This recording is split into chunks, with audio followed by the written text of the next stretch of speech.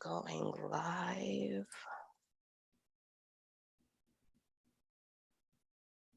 Just one moment. I'm waiting for the confirmation from Zoom. And we are ready. Okay, is everyone here? And I am now going to admit all. We have 21 in the waiting room. Are all the commissioners here? Yes. Okay, great. All right, I'll start the meeting then. I am Jimmy Palmieri, Chair of the Human Services Commission for the City of West Hollywood. I will start by reading a land acknowledgement. The West Hollywood Human Services Commission acknowledges that the land on which we gather and that is currently known as the City of West Hollywood is the occupied, unceded, seized territory of the Gabrielino, Tongva, and Gabrielino Keys peoples. In an effort to protect public health and prevent the spread of COVID-19 coronavirus, AB 361 has authorized public meetings to take place via teleconference because state and local officials are recommending measures to promote social distancing. To view the Human Services Commission meeting, please note that the Zoom platform is the official viewing platform for this meeting. To afford the public with an additional viewing option, and in order to expand access to our public meetings, this meeting is also live streamed as a courtesy on YouTube at youtube.com/WehoTV. However, because YouTube is a third party and operates independently from the City of West Hollywood, the streaming reliability cannot be guaranteed. All right, call this meeting to order and Pledge of Allegiance. Who hasn't done this? Joan, would you like to lead the Pledge of Allegiance? Sure. Hand over your heart, please. I pledge allegiance to the flag. I have to hear someone else. I'm The saying United States of America and to the republic for which it stands, one nation, under God, with indivisible, with liberty and justice for all. We say it so many different ways, Joan. Thanks so much. Okay, can I get a roll call, Dee? Absolutely. And just as a reminder for everyone joining us, for the public, we do ask that you please keep your camera off until you are speaking. Thank you so much. So roll call, Commissioner Borelli. Present. Commissioner Byers. You're Present. Commissioner Davis. Here. Commissioner Darvish. Present. Commissioner Freiberg. Here. Vice Chair Meltzer. Here. Chair Palmieri. here. We have a quorum. Thank you, Dee. Okay, approval of the agenda.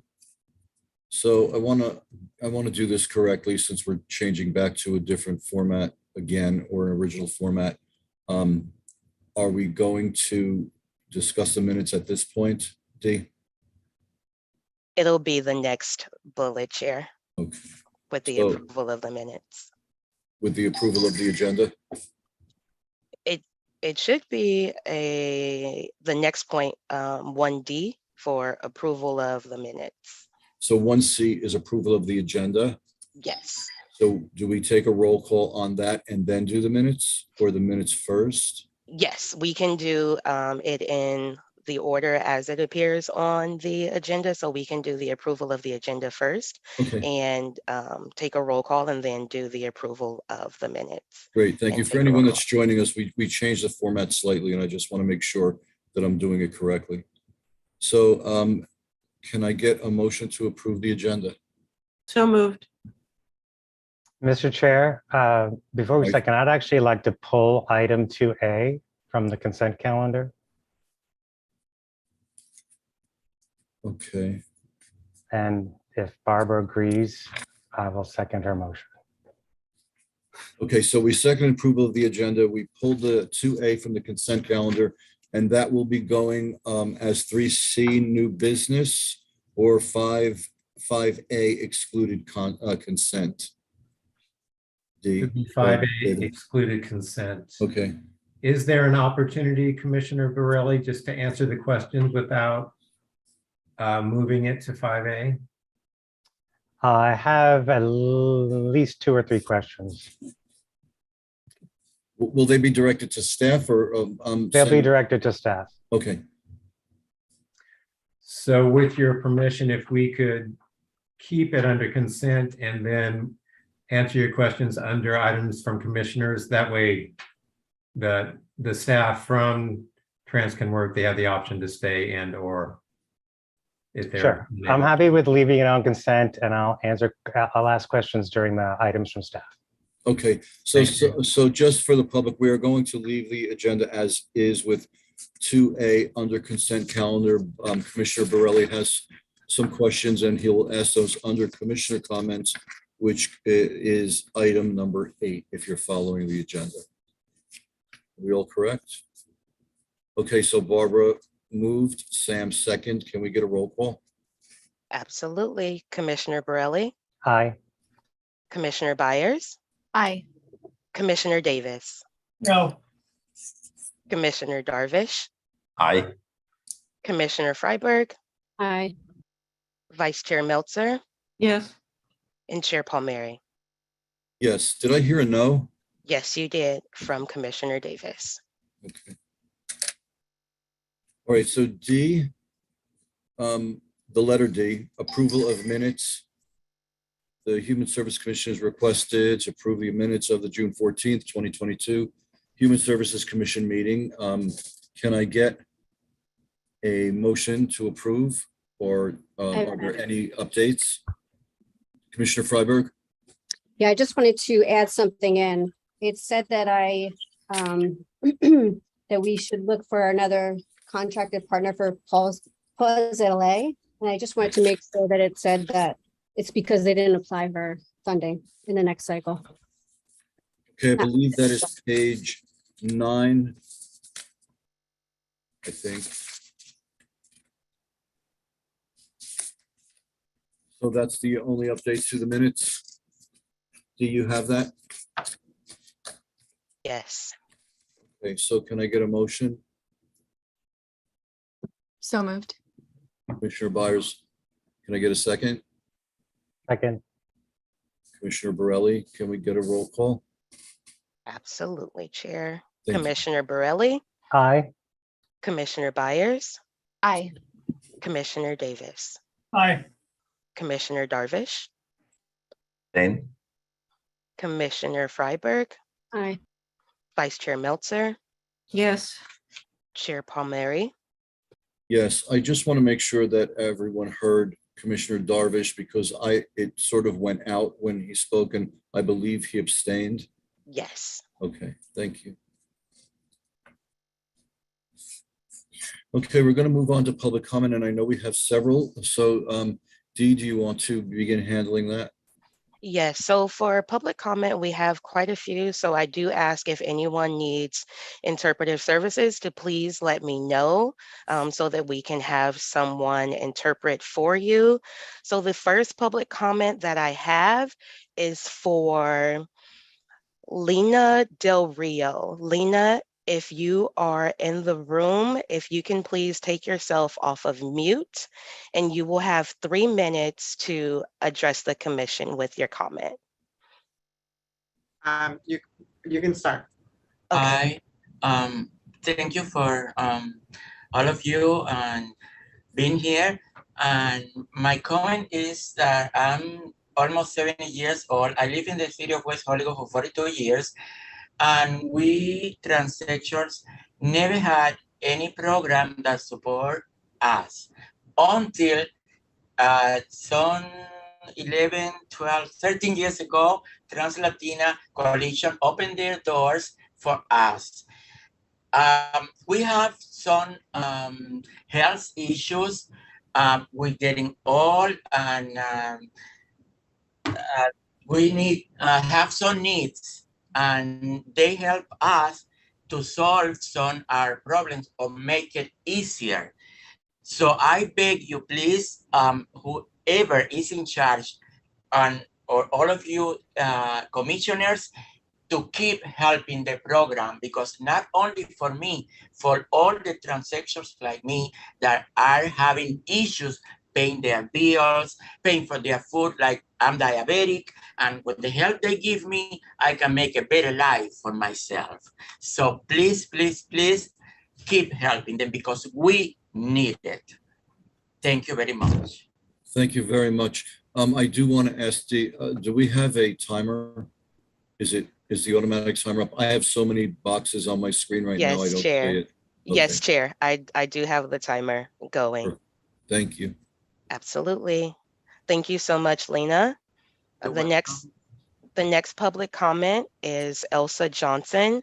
Elsa, if you're in the room, if you can please take yourself off of mute, you will have 3 minutes. If we can come back to Elsa, she's running a little bit late. She's parking her car.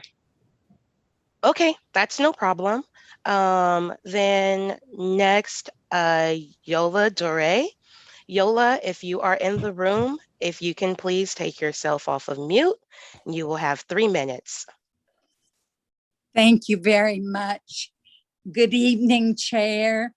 Good evening, Commissioners, and good evening, staff. It's such an honor to be here this evening.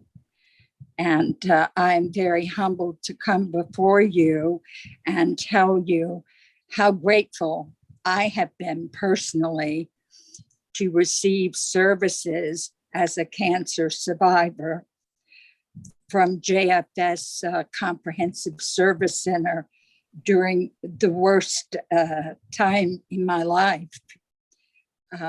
Their counseling and case management, their telecheck, and their interpersonal relationships with those of us that were struggling has been wonderful. I also want to thank you for and hope you will keep funding MV transportation or the Dial-A-Ride, Ambiance transportation or the WeHo on-call services, and also Betsedic, because during this time I turned to Betsedic to help me write an official advance directive, because at the time I didn't think I would make it through, but here I am joyfully before you and now having an opportunity to give back. I urge you to also on this list fund the different food service organizations, because everywhere I look, I read there's going to be huge food insecurities throughout not only our area, our state, but our nation. So we've all been through COVID. We know what it's like. It's not been an easy task, and we're still going through it. It's nothing new for this city as we went through HIV/AIDS, and again, are still going through it, striving to reach HIV-0. So kudos to you and all the volunteer work and the service you give to this city. I'm so proud of you.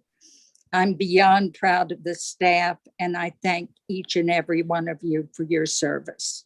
Thank you very much. Thank you, Yola. Dee? Thank you, Yola. Okay, is Elsa Johnson in Yes, the room now? yes. Okay, Yes. perfect. Elsa, you will have 3 minutes. Okay, I appreciate, I live in West Hollywood for 30 years, and I really appreciate the SHU program that is helping us. I very appreciate, and I hope they keep doing, because it's very important for people like me. I'm a older person, and this program has been very helpful for me. Thank you so much. Please keep doing. Thank you. Thank you. Thank you, Elsa. Okay, and Lisa and the Trans Latina Coalition staff, I didn't have a chance to follow up with you. My apologies. So I don't know if all of you would like to speak under the 3 minutes for public comment, or if you all are appointing one person to speak on behalf of the agency, but you have the opportunity to do so now. I will be speaking on behalf of the Translatino Coalition. Okay, perfect. Thank you. And clock is beginning. Well, first, let me just say greetings, everyone, and thank you so much for the opportunity to address you this evening. My name is Bambi Salcedo, and I do have the privilege to be the president and the CEO of the Translatino Coalition, which is a national advocacy organization that is based here in Los Angeles and has had the privilege to work with the city of Los Angeles, of the West Hollywood, specifically through the TRUE program. As I mentioned, we have been very fortunate to be a recipient of this grant.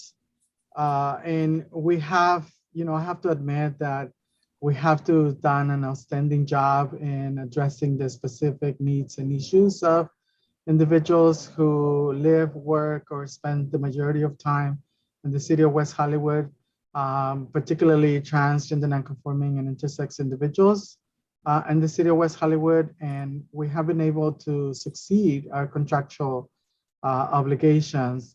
And we are here, as you heard from some of the people who have been beneficiaries of the program, that our program has been successful. In fact, being that we are one of the first translator organizations that have been supported through this grant, I'm very happy to report that, we have exceed our expectations and the expectations of the city providing the services. And we request that you consider continuing funding for this program. Again, this is a critical program that has supported many individuals who are in very much need. We propose to expand our program, and we're hoping that through the proposal that we submitted, we are considered, and hopefully we are successful and recommended to expand our services that we are currently providing. So on behalf of all of our staff, on behalf of the amazing work that Lisa Ceballos, who is our case manager, who has been doing an outstanding job under this program, I want to say thank you for the opportunity to partner with the City of West Hollywood, but also humbly requesting the opportunity to continue to work together to specifically serve and support the trans population that are within the City of West Hollywood. Thank you so much for the opportunity to address you, and looking forward to continuing our partnership. Thank you, Bambi. Dee? Thank you. And the last, Clifford Roberts from Step Up. If you are in the room, if you can please take yourself, perfect. You will have 3 minutes. Well, thank God for that bell, because I will certainly hear it if it rings. Good evening, Chair, Commissioners, social service staff, all interested parties. Really good to be with you again. I wanted to take this opportunity to speak not only as the clinical supervisor, as a program manager for the WehoMIT, the FSP OCS programs with Step Up on Second, but also as a long-time resident of the city of West Hollywood. And this is a community that is near and dear to my heart for multiple reasons. I'm gonna get right to it. I want to thank you for your consideration for this extending the RFP we have proposed for another 3 years. Continuity of services is paramount for our most vulnerable West Hollywood unhoused or open air communities. And we have been doing this for 6 years. We've been doing this robustly for 6 years. As you can see, if you look at our metrics, that all the folks that we have housed, there has been a little recidivism back to the streets. And so an example of how successful we have been is how we have been providing an enormous amount of man hours to really providing those permanent supportive housing services, which are so necessary once our folks get housed. That's really when the intensive work begins. I hope that you'll consider the importance of our providing really comprehensive mental health services that particularly now are so necessary for people on the street, not just with the pandemic, which is still lingering, but also in the political climate that we are all unfortunately bearing witness to. So our services are even more needed, particularly for women and people of color, which brings me to another point of really how aligned we are. Step Up is with the city's mission statement of addressing the needs of our Black constituents who have been underserved. We have, from the very start, been engaged with the BIPOC community and continue to do so. So this was just really a necessary investment for us that we saw a deficit long ago. So as we try to deconstruct institutionalized racism and homophobia and misogynistic attitudes, we hope that you will consider the import that we play behind the scenes. I also want to stress that as I have hired 3 new staff on my program, there's 7 of us all together, that several of those staff were 100% DMH funded. I have employed in the city of West Hollywood to provide services for our folks. And we noticed that in our metrics that the assessments have really increased multiple fold from last quarter because we have more staff who are in the city of West Hollywood providing help. Thank you for your consideration. Thank you very much. Thank you, Clifford. Chair, that is all for the advance notice for public comment. If there is anyone in the room who would like to speak during this time, I ask that you please use the raise hand feature in Zoom, and we will call on you as we see them. T, I'm going to rely on you for this. There's just too many Absolutely. boxes on my screen. Absolutely, Chair. And I am going through. I do not see any raised hands. So I think it's safe to say that we are done with public comment. Thank you. Thank you. Okay, nothing is pulled from consent, so that is approved by default. 3A, new business, Human Services Commission, review of social service proposals. This will go to David. Thank you, Chair Palmieri. I am David Juni. I'm the manager of the city's Social Services Division. It's a pleasure to be with you this evening. This is, first, actually, I want to acknowledge my staff that are with us tonight, including Leslie Eisenberg, Social Services Supervisor, Derek Murray, Joan Mithers, and Katie Egan, and of course, Dee Saunders for all her help, and Francisco behind the scenes. So thank you all for all of your work that leads us to tonight. So this evening brings to a close the Q&A portion of the social services proposal review process. And just to go over the timeline for the public, as we all know, the RFP was released on May 4th. The proposals were due on Friday, June 3rd. We intended to get the proposals to the commission on Monday, June 6th, but I believe, we were overwhelmed and we got them to the commission on Tuesday, June 7th, which opened up the opportunity for the commission to begin to submit written questions of staff and the applicants specific to the proposals. And the deadline for the questions to be submitted was extended to Friday, June 24th. And then the applicants had an additional week to submit their answers to respond, which was Friday, July 1st. I want to say thank you so much to the applicants. It was an extensive process. As you will see, the summary of the Q&A is an attachment to the staff report, and it's 54 pages long. So thank you, Commission, first for your efforts to read through the proposals and really ask some clarifying questions and meaningful questions, and then for the applicants to provide in-depth, meaningful answers. This evening allows time for any remaining questions. We expect that the bulk of them have already been asked. For a little bit of a review for the new commissioners, the process prior to this Q&A through the submission of written questions, we used to hold a kind of a marathon Human Services Commission where all the applicants were invited to come, and the commission had the chance to ask all of their questions during that meeting. It literally was, at times an 8 to 10 hour meeting. And it really got to the point where it wasn't as productive as this process, because it got to the point where folks would come up to the mic, and to nobody's, fault or intention, it was, kind of felt like a grilling. People were put on the spot and they had to answer questions, just impromptu. This process that we worked with the city clerk to put in place really provides an opportunity for meaningful responses.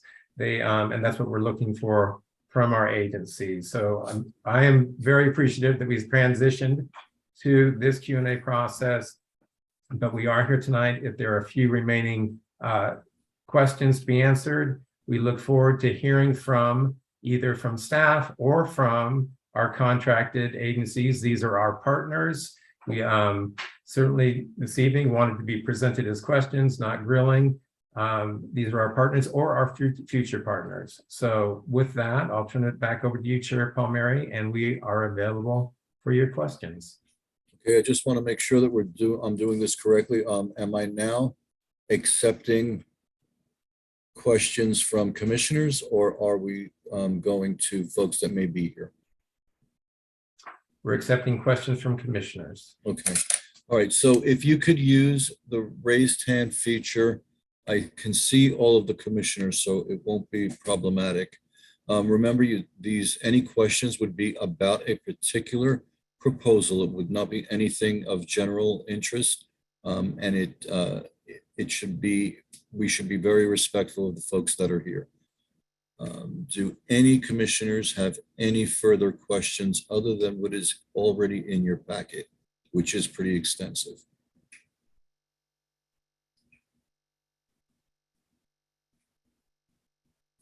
Commissioner Freiberg? I know you said something about not saying general questions, but I think I had a question for staff about the sexual assault and domestic violence support services. Is this the same services as last cycle? Are these exactly the same?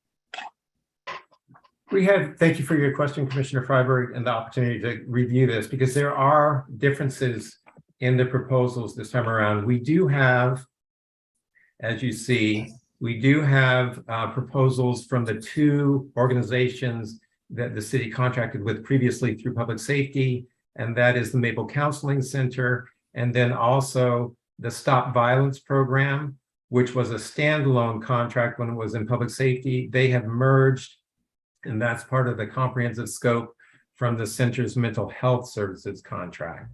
So those are the two that we had previously. Thankfully, they both participated in this process.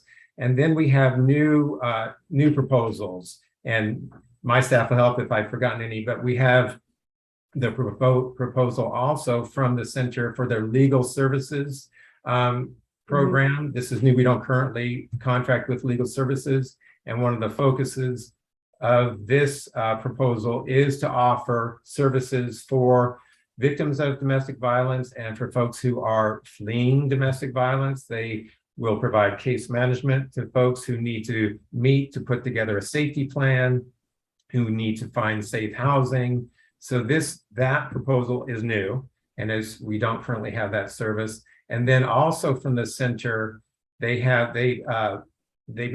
submitted the date rape drug test kit proposal, which when we read through that, staff's interpretation of that really is sexual assault prevention. So that it's really this has been a priority of the city to distribute the GHB test kits. And so they are submitted this proposal to distribute that. As you know, they already have kind of not a similar program, but the condom distribution program where they're already out providing sexual health information and public health information to businesses. This would be, kind of a similar type program, but they would be targeting the alcohol outlets in West Hollywood with the test kits and information on that. Those are, what am I missing, Derek? Anything in the proposals outside of those? We do have just the general mental health services as well, individual and group counseling through the center and also through APLA Health.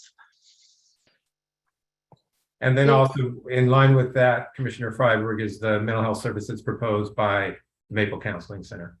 Okay. Yeah, I keep bringing this up because of the commissions and boards that came to us saying we needed more services. So I didn't know if we upped our game from, the last cycle to make sure that we have what they're asking us for.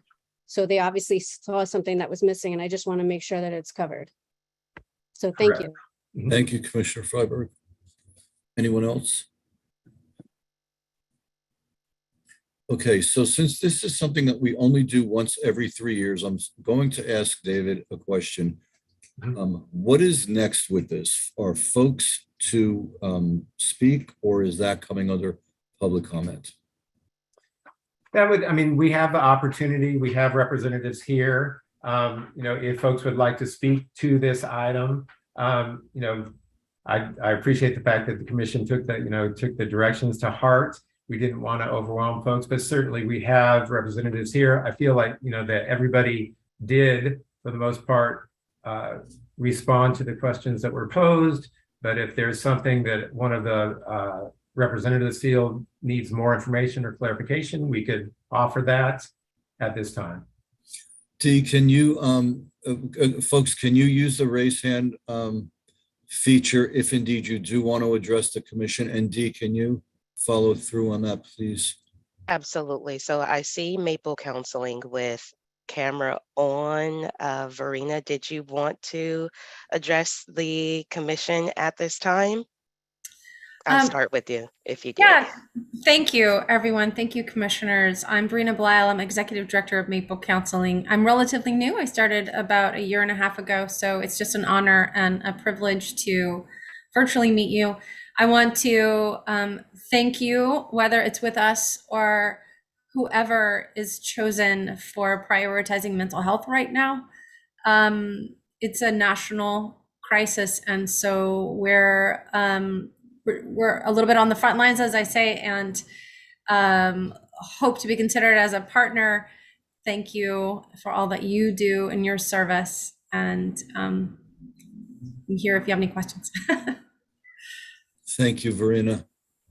Thank you. I see, Chair, if I see we have Kiera Pollock with the center, I do believe. Awesome. Thank you so much. You can unmute. Hi there. My name is Kiera Pollock. I'm the Director of Senior Services of the Los Angeles LGBT Center. I just wanted to take a moment and just thank the Human Services Commission, as well as staff from social services. We at Senior Services have had kind of a 3-year period of time of being contracted by the city. And I think we've done an amazing job of supporting the older adults in the community this past year, as well as opening up a new senior housing building and kind of expanding really food insecurity services throughout the year, especially with the COVID pandemic, and addressing the needs of folks that are socially isolated, both through Zoom programming and in-person programming now as we kind of move toward reopening. So we're excited at the opportunity of working with the city again, and I just wanted to thank everyone for previous support of our program and hopefully future support of our program. Thank you. Thank you, Kiera. Thank you. My apologies for the mispronunciation of your last name.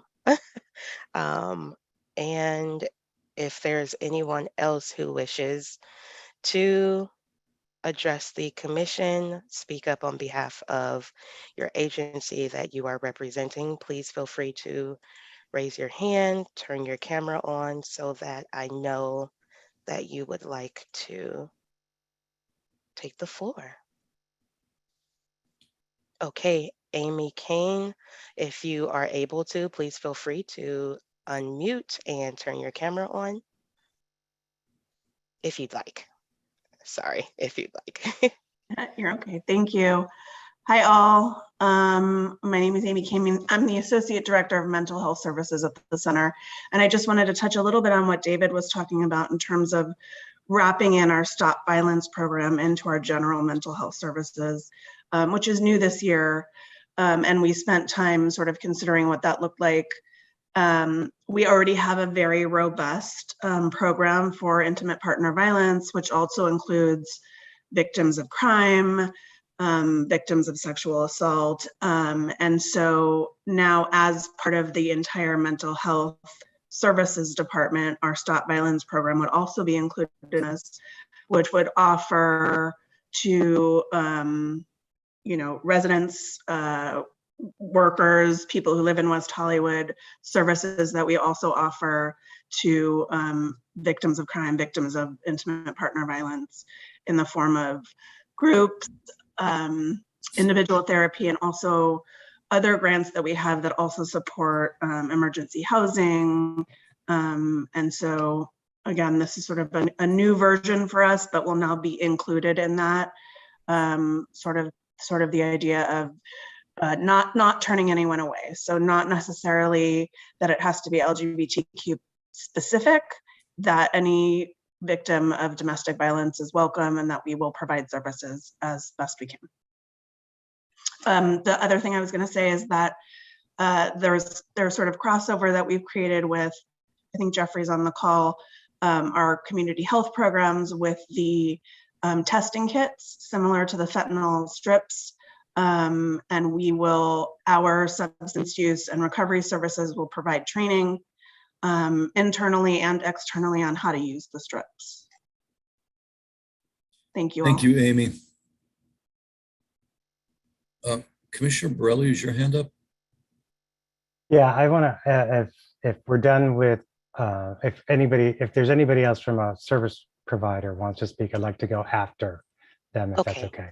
Perfect, because we do. Rob Lester, sorry, Commissioner Borelli.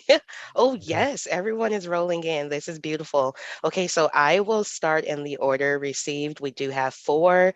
So Rob, you can begin. Thank you. And Rob, you will be followed by Marcel Mitchell. Thank you. Thank you so much for the opportunity to speak, commissioners. I just want to say how much on behalf of Men's Health Foundation, I want to say how much I appreciate y'all's continued support for the PrEP navigation program. We feel it's been extraordinarily successful over the past few years. We've helped link many West Hollywood residents to PrEP and PEP services. Over the past 6 months and this year, we've already linked almost 70 people to PEP services, which I attribute mostly or a great deal towards our Rapid Results program, our Express HIV STD testing clinic, which is located next to Hamburger Mary's by City Hall. With the opening of that clinic and our integration of our PrEP/PEP navigation services into the Express testing clinic, we've seen a lot of patients, a lot of people come through who are there for PrEP and PEP, there for testing services, but we're also seeing a broader, more varied need as the patients come in. In response to that, we've added to our proposal this year benefits navigation services. So previously, our proposals focused on PrEP and PEP navigation.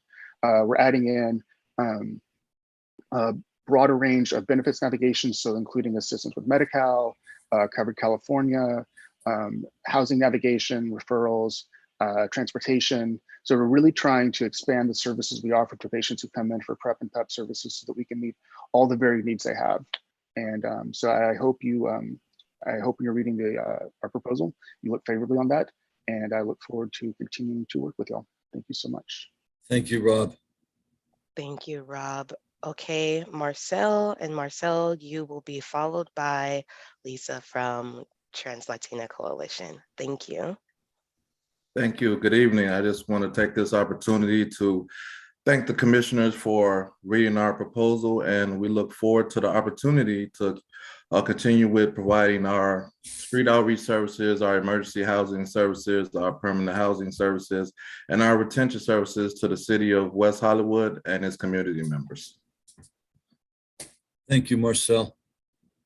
Thank you. Okay, Lisa, you are up next, and Lisa, you will be followed by Lexi. Thank you. Hello, everybody. So I'm just excited to share, the importance of the TRUE program supporting individuals. Last year we supported 169 referrals for our community. We received 101 grocery food cards, and we can still continue. One of the most amazing parts was able to help people that were struggling with substance abuse, and being able how they flourish from the first time that they come into getting services through the TRUE program to after, how their lives improve and change after then getting and receiving the services and support that they need. And I just feel that continuing to do this work is critical and important for my community. And I would love to continue to doing this, continue giving this service for my community. Thank you, Lisa. Thank you. Okay, Lexi, you are up. You can unmute, turn your camera on if you would like. And Lexi will be followed by Michael Hockman. Thank you. Thanks so much, and a pleasure to electronically meet the commission. It's my first time joining the commission meeting, and we've been a grantee for the past 3 years. I'm the executive director at Trans Can Work. I just started in September of last year, so relatively new, and we just really enjoy our partnerships with West Hollywood as well as many of the service providers here tonight. And so we're just really proud of the incredible work that the city of West Hollywood is committed to and doing, especially for our trans community, and especially in the areas of workforce development. I understand we might have some later to talk about the status report, so I won't dive too much into that now. But yeah, just really happy to be a part of West Hollywood ecosystem, and looking forward to continuing our relationship in the future. Thank you, Lexi. Thank you. Okay, Michael, you are up. You can unmute, turn your camera on if you would like, and Michael will be followed by Asher Lando. Thank you. Everyone, I'm trying to turn on my camera, but it looks like it may be stuck. But in any case, very nice to meet you all to the commission. We are a new applicant, so I wanted to introduce us and say hi. I'm a primary care doctor and an internist, and my partner in crime, Dr. Jose Gonzalez, is also on today. We're new to the West Hollywood community. We were both doctors at LA County USC Medical Center for several years, and we're starting a new group. It's a nonprofit medical group called Healthcare in Action, which is focused on serving patients experiencing homelessness. We landed in the West Hollywood community because we had an opportunity to work with Cedars-Sinai on their patients who were being discharged who were homeless, and we've really connected with the community organizations, many of whom I see on this call today, and also the city, the MET team, the mental evaluation team. So we saw an opportunity to expand our services, and we're applying for this RFP to provide crisis response services. I'm a general internist, primary care doctor. Dr. Gonzalez is an addiction medicine specialist, and we also have 2 psychiatrists who help. So we provide full scope medical primary care, addiction medicine, psychiatry, and also wraparound case management services. So we're looking forward to the opportunity to potentially working with you all. Thank you, Dr. Hoffman. Who's next? Thank you. Okay, Asher, you are up next. Please feel free to unmute yourself, turn your camera on if you would like, and Asher will be followed by Bambi. Good evening, commissioners. My name is Asher Landau. Apologies, I'm unable to turn on my camera because of some internet issues, but I'm here on behalf of Hollywood Food Coalition. Before I go into our pitch, I will also kind of put a pitch in for Healthcare in Action. We've actually made some referrals for their services.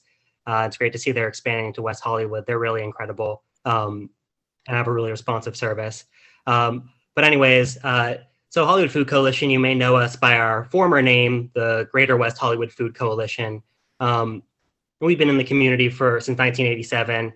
You may know us from our traditional program, which is our community dinner program, which used to serve on the street in Orange and Romaine, 7 days a week. We moved to the center of Hollywood. But we're here today. We're applying for our newest program, which actually started during the pandemic, called our Community Exchange Program. And it started in the early days of the pandemic because we kind of realized there was a logistical challenge between connecting food insecure communities with the large amount of food being thrown away that was perfectly good, and that businesses wanted to donate, but they had trouble doing that effectively and finding the right organizations. So we founded this program in order to better make that connection. And so we centralize food donations. We have a warehouse in Hollywood. We get millions of pounds of food each year. And unlike many food rescue organizations, we actually do all types of food, right? So we do produce, we do prepared meals that we get from donors like Netflix.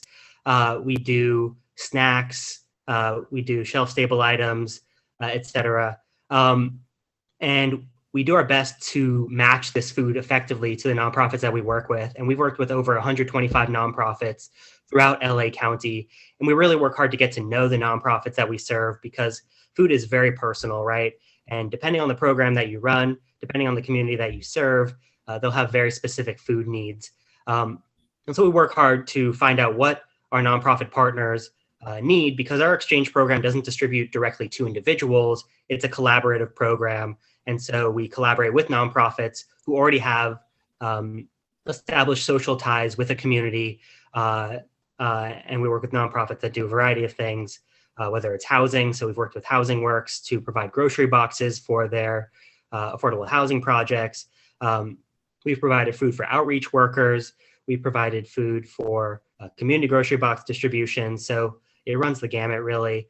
And our goal really is we've seen a lot of success with this program. We've been able to reach a lot of communities that are currently being left out of the food system, are not receiving services through existing channels because we're tapping into existing safe social networks that exist with these community-based nonprofits, right? And so our goal is we are expanding our program. We've grown quite a bit since we started in 2020. And we're looking to target a lot of that expansion into the city of West Hollywood, since we don't currently work with many nonprofits within the city itself. And we don't really work with many businesses either within the city to rescue food. And so our goal is to really expand our collaborations into West Hollywood with up to 15 nonprofits if awarded the fund. So thank you for your consideration and for taking the time to listen to my presentation. Thank you, Asher. Okay, and the final hand oh, nope. Okay, perfect. So Bambi, you are up. Please feel free to take yourself off mute, turn your camera on if you are comfortable, and Bambi will be followed by Clifford. Thank you. Once again, thank you so much for the opportunity to address you and be here with you. I just want to, just talk a little bit more in depth about the services that we're doing and what that we're still doing in our current contract with the City of West Hollywood, and that is, outreach, specifically targeted members of the trans community in the City of West Hollywood, but also providing intense case management and peer support navigation to different types of social supportive services. And although it's important to continue to provide these services, and that's what we propose, but also enhancing the services that we are currently providing. So some of the things that we proposed were to also have a partnership with the Hospitality and Training Academy.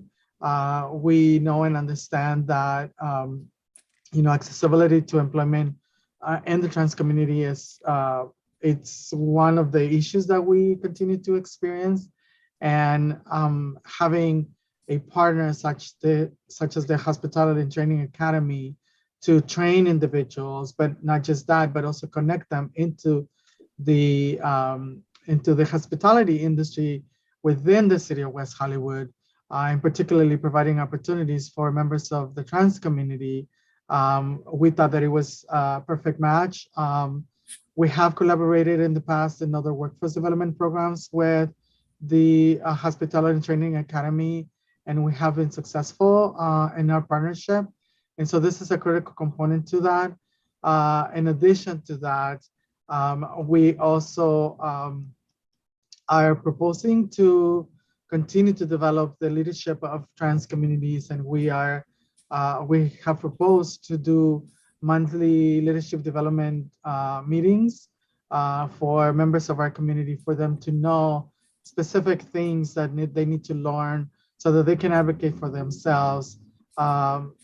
Things as simple as know your rights, right? Like understanding anti-discrimination in the workplace, for instance, or housing or other things. And so, these are critical components that we believe will enhance the program, but also will support individuals to be sustainable, to be able to sustain themselves by obtaining employment, but also thinking about the infrastructure development that needs to happen in the trans community, and adding this leadership component to it.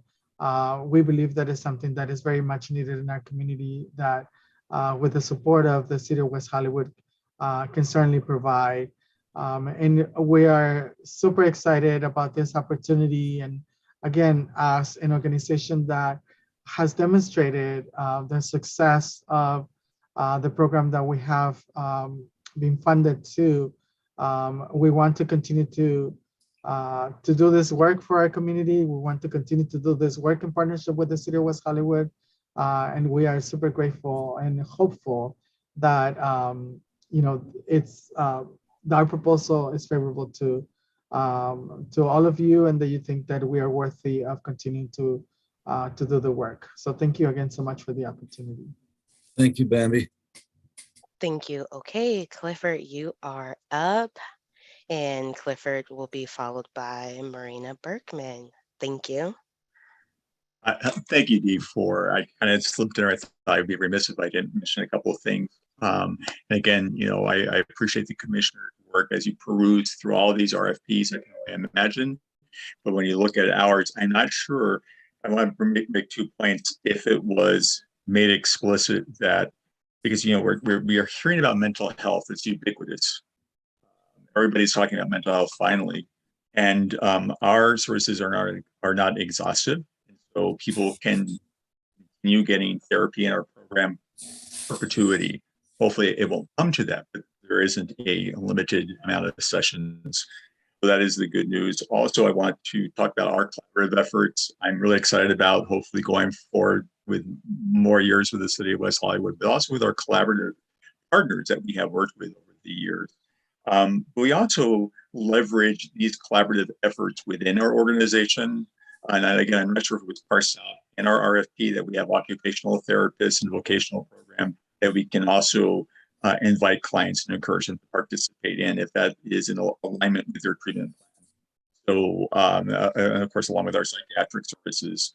I just wanted to make that explicit. So to make this brief, thank you very much. Thank you, Clifford. Thank you. Okay, Marina, you are up. You are going to bring us home unless someone else decides to raise their hand. So the floor is yours. Good evening, everybody. Just wanted to say thank you very much for your ongoing support. I know this is not an original. I'm not being original. Everyone is saying thank you, but this is very, very sincere expression on behalf of all our clients who are very lucky to live in the City of West Hollywood. And while listening to all the providers of services to the city community members, I review in my mind all the services that are available to them. And it's an amazing city that we can connect people to different services that are available to them. And I'm grateful for the opportunity to work in collaboration with the city, and it's always been a pleasure. I think that the needs of the community are shifting a little bit, and we observe some changes after the pandemic. And we are open now for the community members. They can be seen in person.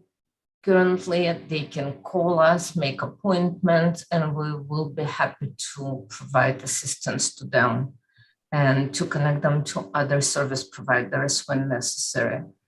Thank you so much for your ongoing support. Thank you, Marina. Chair, that is all. I don't see any other hands. Going, gone. Yes, going once, going twice. Commissioner Borelli, the floor is yours. Thank you. Thank you. I just wanted to first utter shock that we didn't have more questions. But having read 54 pages, not surprised that we got them all done. First, I want to thank all of the folks that created an RFP and a proposal and sent it in to us. As 25% of my work is writing these RFPs, and it's time intensive and it's tricky, and you futz over them and you try to make them as perfect as possible. And I think you all deserve a round of applause for really excellent submittals to us. I want to make sure that you understand that the questions are, as David sort of alluded to earlier, not about grilling, but we as a body take this work really seriously. We take our responsibility seriously. We take the city's money and the community's money really seriously. We want to make sure we get it right. There's only so much to go around. And as Marina just pointed out, there's such a breadth of need and such a diverse need among our community members, from the littlest ones to the most older adults in the community. So thank you for these submittals and making our work easier and fun. And thank you for taking the time to respond to our questions, because as I've mentioned before, we are a curious group, and sometimes our questions can really go to run the gamut, but it really does make a difference in our thoughtfulness and making sure that we get it right. I want to thank staff, because with the extra time that we had to come up with those questions and review everything really did help. I know it did help me and some of my colleagues. So we really appreciate that. And you're getting them and turning them around from the organizations as quickly as they did. These aren't easy, again, and to turn them around quickly, some of whom have really small staff, really does make a difference. So thanks to our city staff, which is just top notch. And thanks to my colleagues for taking the time to really focus on these. I really thought there'd be more questions, and we motored through very quickly. This new process, even though virtual, it clearly is working. Good job, and thanks, Mr. Chair, for keeping us on track, and our recording secretary as well. Thanks, Commissioner Borelli. Dee, is there anyone that has put their hand up? Okay, so No, Chair. David, do we need to take a vote to close this, or does this just do we just go to the next item? We thank all the participants for being here tonight. It really evolved into a nice forum to be able to hear from the organization spontaneously. I really appreciated that. We also wanted to, I'm glad you took advantage of this time. It would have been a shame if we brought you all here and we didn't get to hear from you. So with that, we can close this item and go to the next. Thank you, Chair Palmieri. Thank you, David. Okay, new business B. Do we need to take a roll call vote on the last item? No, we're good. Okay. New business B, Rent Stabilization Division Annual Update. And I believe Jonathan is somewhere in here. I'm giving this directly to him. Yes, thank you. Good evening, Okay. Chair. Thank you so much. Good evening, Chair, Vice Chair, Commissioners. My name is Jonathan Holub, and I'm the manager of the city's Rent Stabilization Division. Thank you for giving me the opportunity this evening to present the division's annual report. I'm just going to pull a presentation up on the screen.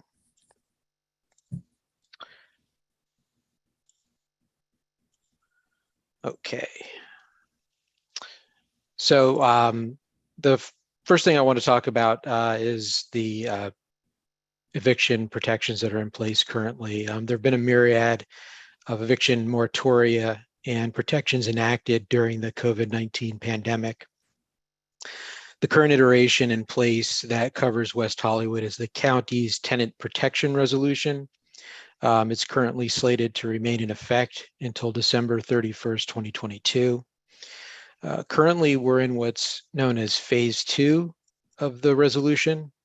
Most of the protections are the same as what was in place during the first half of the year, but with some adjustments. One of those is the no fault protections, which means that you can't evict for no fault reason, such as an Ellis eviction or an owner occupancy, although there are limited exceptions for the owner occupancy move-ins. Nuisances or unauthorized occupants or pets whose presence is necessitated by or related to the COVID-19 emergency. One of the changes that was made in phase 2 is that there had been a purchase date limitation for owner move-ins. If you bought the property after June 30th, 2021, you couldn't take advantage of an owner move-in, but that expired on June 1st. There is also an end to the protection for denials of entry. And the added protection that actually came into effect on July 1st is for non-payment protections for tenants who are at or below 80% of the median income.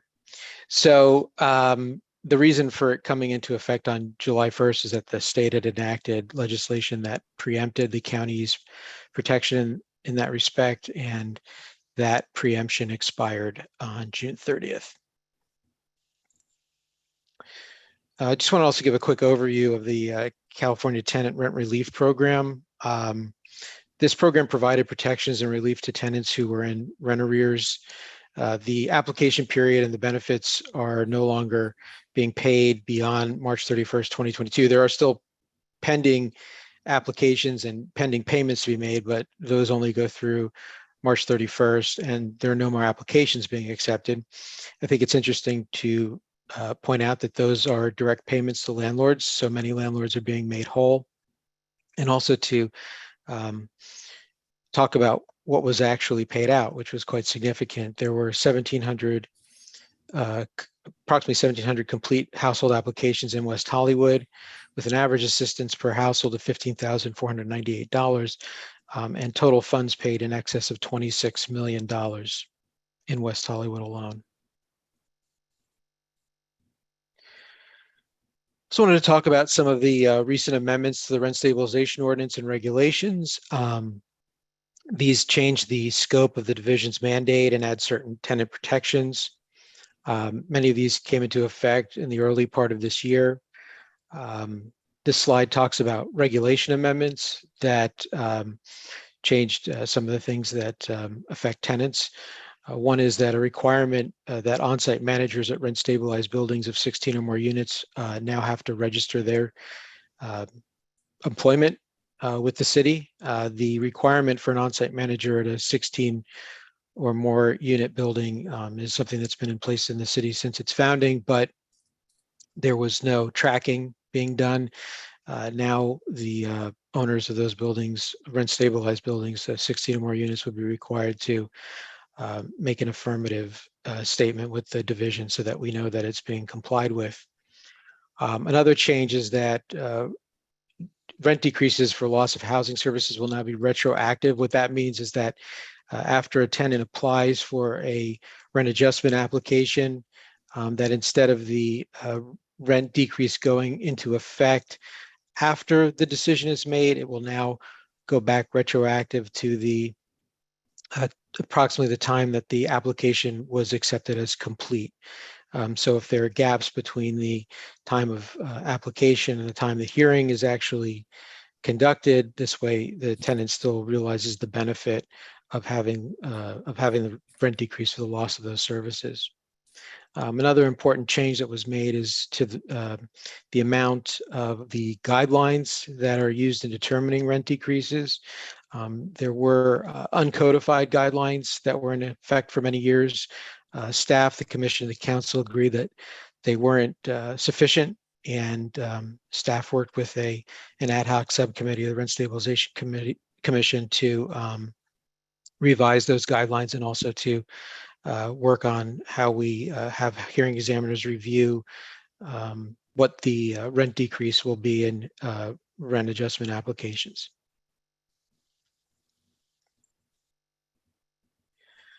Here are also some other amendments that were made specifically to the rent stabilization ordinance that strengthen tenant protections. There's now a ban on an increase in security deposits for having a pet. Security deposits at the outset of tenancy are mandated by state law. A landlord can charge 2 months for a unfurnished apartment and 3 months for a furnished apartment. What this does, what a local jurisdiction can do, and what this new law does, is prohibits a landlord from increasing the security deposit during the tenancy. One thing that was happening is that the security deposits were being increased for folks getting a pet, and the council wanted to do away with that, and they did so. There is also an addition of an administrative penalty for failure to meet on-site manager requirements. That includes the failure to register an on-site manager's employment that I mentioned in the last slide, and also for the failure to have one. We had found that we needed a more effective tool for gaining compliance in this regard. Now there is a right to dog, cat, or bird of not more than 35 pounds. One dog, cat, or bird not more than 35 pounds in most rental units. The council also decided that registration of non-rent stabilized properties would be appropriate. Currently, we register and re-register tenancies at rent stabilized properties only, but that will be changing, and I'll talk about that a little bit more in a moment. Another thing that changed is that the ordinance now specifically or explicitly states that there's a prohibition of side agreements. That was existing law, but now it's explicitly stated. What that means is, for example, landlords cannot charge a separate rent for any housing service. We have been finding that is something that was taking place, even though it is contradictory to existing law, so it is now explicitly stated. Parking was a permitted, pretty much the only permitted side agreement, and that also is no longer permitted in new tenancies. And also an explicit prohibition of ratio utility billing systems, also known as RUBS. You might be familiar with these. What that means is when there's a master meter for the building for a particular type of utility, such as water service, what some landlords were doing is hire a company to find a formula for dividing that up among tenants that was not lawful, and now it is explicitly stated that it is not lawful.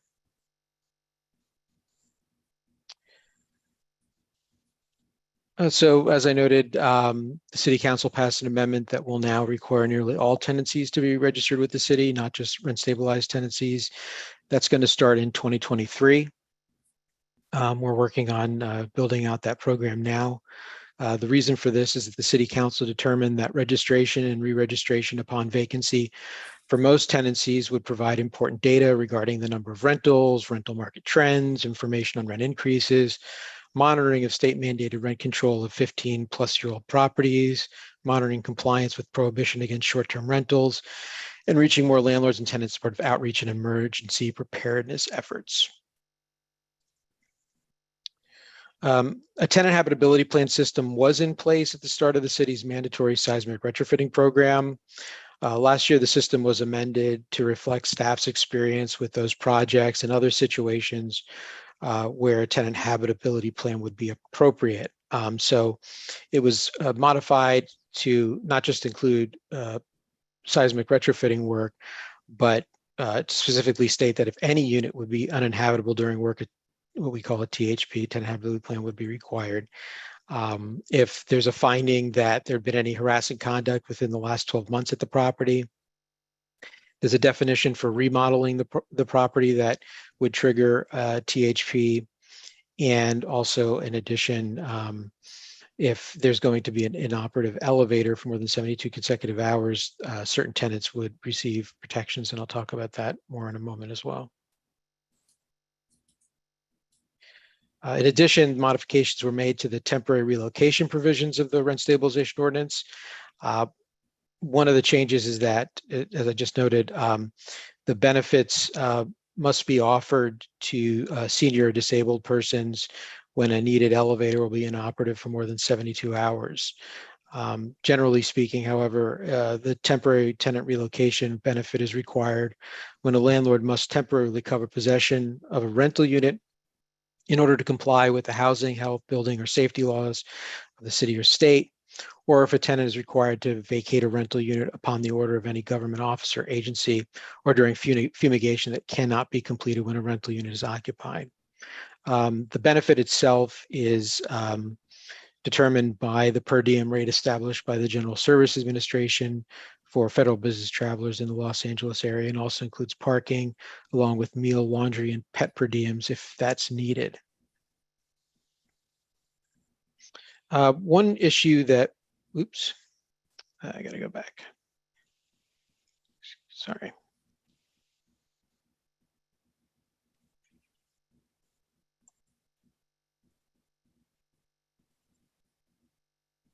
Oh, there we go.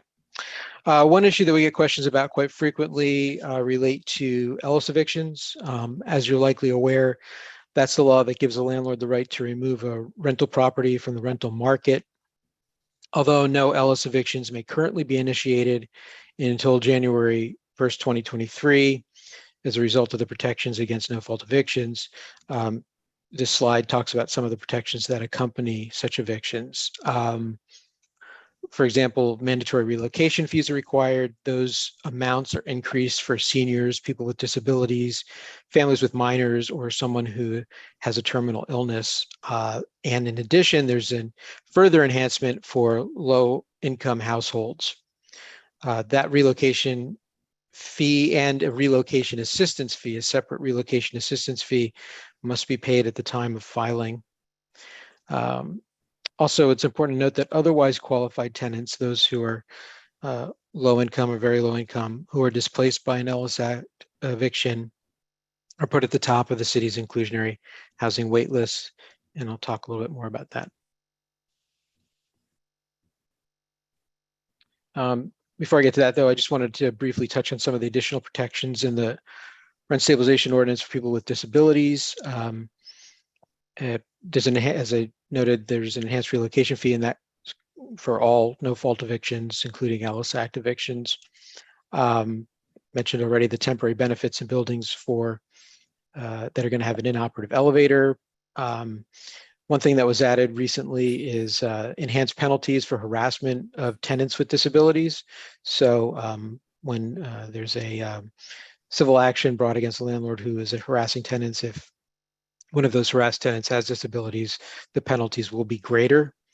And also there's a longstanding protection for tenants with disabilities who wish to have up to 2 small pets, dogs, cats, and birds up to 35 pounds. So 1 extra pet than what is currently allowed for all tenants.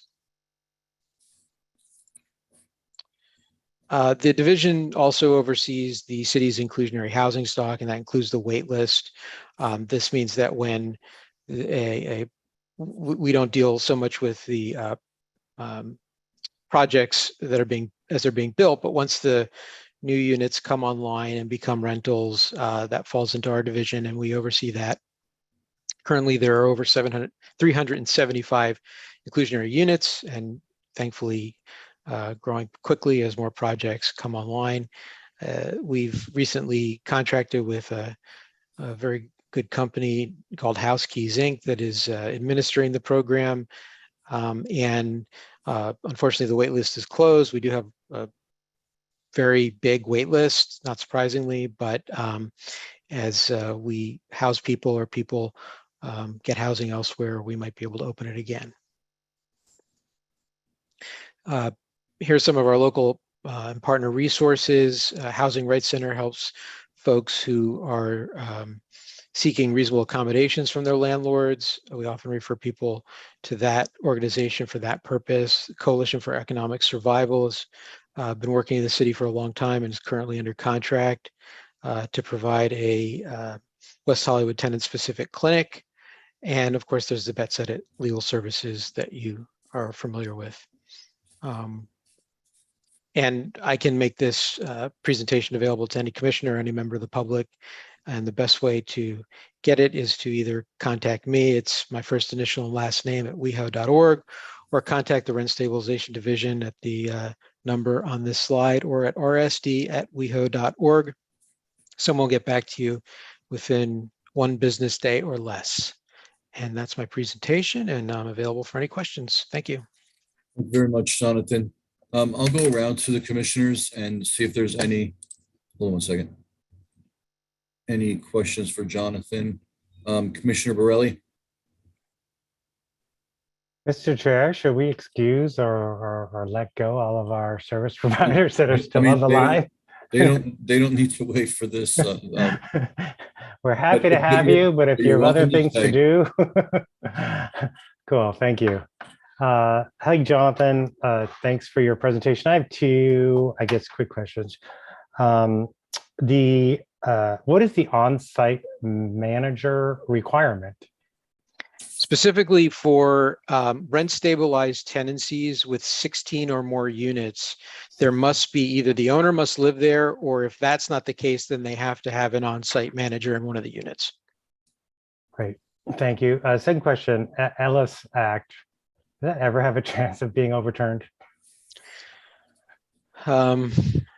Well, there have been efforts at amending it. Amending, I should say. Yeah. I should say perfecting it or making it a little more user-friendly. It's challenging. There actually in this legislative session, there were a couple of attempts, and to my knowledge, I know that one did fail and then was reintroduced, and as far as I know is not active. So it is a challenge. Thank you. And then lastly, just on the waiting list, the inclusionary waiting list, if, and maybe I'm just sort of saying this so that folks understand, we have, I believe, over 4,000 people on the city's waiting list for 375 units. That is correct. Okay, thank you very much. Appreciate your report. Thank you. Thank you, Commissioner Borelli. Commissioner Davis? Thank you, Commissioner Davis. Commissioner Byers? Thank you. I just have one question regarding the rental managers that live in. What I understand about this policy is that they're required, if they're not the landlord themselves, to register so that the city is aware of who is providing that staff service on site. Is that correct? That's correct. Are there policies around who is eligible for that position that are transparent and across the board for everybody, so the same qualifications for that person who lives as that on-site residential manager is the same at every building? No, well, the one requirement is that they maintain regular business hours, but in terms of qualifications of a particular individual, that's not something that we regulate or monitor. They just have to be providing the service. If the service isn't being provided, in addition to now landlord being subject to an administrative citation, which goes up in cost if it doesn't get resolved quickly, tenants can file for a rent decrease as well. Thank you. And are there trainings that are provided to these on-site residential managers? We do not offer trainings on that. Okay, that's all my questions. Commissioner Borelli also answered or helped address one of the questions or concerns I had regarding the extent of that wait list. Maybe you could actually just speak to when, if ever, that wait list would be prompted to be reopened. Is it only at the onset of a new building or just at some random time? Well, it wouldn't be random per se. I think if we get to a point where we find that there aren't enough qualified folks being pulled from the list for every building that comes online that we reopen it. Currently, we are able to find qualified applicants from the list. So people do fall off. They find adequate housing. They're not interested in what we have to offer. So it will get whittled down over time, and then we will reopen the list at some point, but I can't say for sure when that will be. Thank you so much for the information. That's all I have. Thank you, Commissioner Byers. Commissioner Darvish? Yes, great job, Jonathan. I'm myself a landlord for a few years in West Hollywood and City of LA, so enjoyed your presentation. I'm a good landlord. I always help my tenants.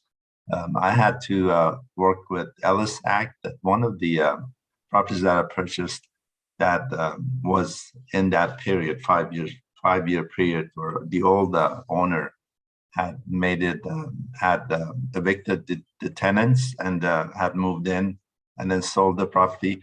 So I was impressed, and I worked with Ambar and contacted the tenants that were evicted to see if they're interested in coming back, although I didn't get a response. I wondered if the city keeps in touch with those tenants. I know 5 years is a long time, and people may move around and maybe even move outside the city. That was one of my questions. Well, we encourage people to maintain a active address and contact information with us if they're interested in getting the right of first refusal when the property goes back on the market. So we have the last information that we were given. We also encourage them to update their landlords as well. That's even more important, since if they don't have that information, they can't give the right of first refusal to those tenants. So we encourage it. And then you mentioned that tenants, there's a new requirement to register tenants that are not in the rent in rent control. I forget the term that use registry areas, or so our city has areas that is not rent control, or were you talking about the city of LA, or? No, in West Hollywood, only properties that received a certificate of occupancy on or before July 1st, 1979 are subject to the controls of rent stabilization. Under state law, buildings that are 15 or more years of age now are subject to a statewide form of rent control, but the city doesn't monitor those. And then anything that's younger than that isn't subject to any form of controls. Nonetheless, and currently the registry consists of just those properties that have the C of O that is older than July 1, 1979. So what the council decided is that it would be beneficial to now register most of the existing tenancies, whether they are an older property that's subject to local rent stabilization or statewide, or not subject at all. Two forms of units that were exempt from rent control by the state under the Costa-Hawkins Act were single-family residences and condos. Although those are obviously still exempt from the controls under the rent stabilization ordinance, the new registration program will require that if you rent your single-family residence or condominium, you need to register the tenancy. That makes sense. That the uniform process, be able to communicate tenants. And I thought they were all registered. That wasn't. I wasn't aware yet. So thank you. Great job. Thank you, Commissioner Darvish. Commissioner Freiberg? Hi, Jonathan. Hi. I don't have any questions, but thank you for your presentation. Thank you. Thank you, Commissioner Freiberg. Vice Chair Meltzer? I don't have any questions either. Thank you. It was really an interesting presentation. Thanks, Jonathan. Thank you, Vice Chair. Thank you, Jonathan. This information is golden for me because everyone in my building comes to me with these questions. I do have a few questions for you, though. As far as the on-site manager, I do know from an older booklet or pamphlet that they are supposed to keep regular business hours. Does that mean they have to be available by telephone, or do they need to be in the office? They need to be in the office. They need to actually have office hours. And is there an amount of hours? We used to have 8, now we have like maybe 2. And they said that rent stabilization said that was fine. 2? Yeah, like 2 sometimes nothing, but the manager lives here. Well, they really need to have regular business hours are presumed to be Monday through Friday, 8 to 5. They can establish a different schedule of operating hours, provide that there's at least 4 hours per day, Monday through Friday. Okay, I think that answers my question, 4 hours a day. So about the pets, and I know this is going to sound silly to some, but it's a relative question. I remember council approving almost every pet except alligators and roosters. So you had mentioned cats, dogs, and birds, but there's a myriad of other animals that are on that list. Are they protected? That's not specific in the ordinance. In the ordinance, it's limited to dogs, cats, and birds. Okay, you do know that council passed that like 5 years ago, maybe? I think it was like 5 years ago. We can talk. You can direct me to that. All right, I'm talking about the RSO. I don't know if there was yeah. a different action taken. Okay, and I think that is all of my questions. I do want to get a copy of this presentation though, so I'll write tomorrow morning. It was really interesting and really information packed. Thank you so much. I was wondering what kind of bird would be over 35 pounds. Just out of A curiosity. penguin. A penguin. There you go. Ostrich, maybe. Okay. Thanks, Jonathan. Thank you, Chair. Okay. Unfinished business. We have none. Excluded consent. We have none. Items from staff. We have a few items, Chair Palmieri. Why don't we start with Derek? If you could provide a little bit of an update on actions taken regarding the monkeypox. Monkeypox. Okay, I can start with monkeypox. So I wanted to give everybody a brief monkeypox update. So the number of cases of monkeypox in Los Angeles County is approximately 60. The city, as you know, is under the jurisdiction of the LA County Department of Public Health. At this time, they informed the public that the Jynneos vaccine, which is a vaccine for smallpox, or rather monkeypox, it's extremely limited in the US, and the federal government anticipates distributing more doses later this month in July. So due to the limited supply, the monkeypox vaccine is available by invitation only to the following groups: people with a known exposure to a confirmed monkeypox case, persons who attended an event where there was a high risk of exposure to a confirmed monkeypox case, and then gay and bisexual men and transgender women who are patients of a community clinic with a diagnosis of rectal gonorrhea or early syphilis within the past 3 months, and then a limited number of individuals in the county jail. Public health or clinic partners will communicate to eligible patients to provide details on how and where to access the vaccine. People who have not been contacted by public health or their provider are not able to get vaccinated at this time. So all the information I just said can be found on the public health website, which is publichealth.lacounty.gov. Lastly, we are in contact with our contracted providers, as you know, LGBT Center, Saban Community Clinic, and Men's Health Foundation. Once an allocation of vaccines is more broadly available, the city is going to provide more details about how to access them. In the meantime, the city has distributed flyers to our social service providers to use during their outreach. It shares basic information about monkeypox and also how it spreads. And we're happy to share these flyers with the commission for your own outreach or for your own social media, and we can send them to you tomorrow morning. And that's it for the monkeypox update. Thank you, Derek. So we also, Joan, subsequent to, I think Commissioner Freiberg voiced concern about Pause LA not submitting a proposal for this round and asked if we could begin to do some research, look into other services, support services for community members with pets. So we wanted to give an initial update on the research that we've done and the organizations that we're reaching out to. So I'll turn it over to Joan. Good evening, commissioners. And so before I begin, just to confirm that Pause LA will continue to provide services to West Hollywood community members. But we are looking into other organizations. We have been in contact with the Amanda Foundation, which currently provides veterinary services in Los Angeles, and had some preliminary discussions about some ways that we might be able to collaborate.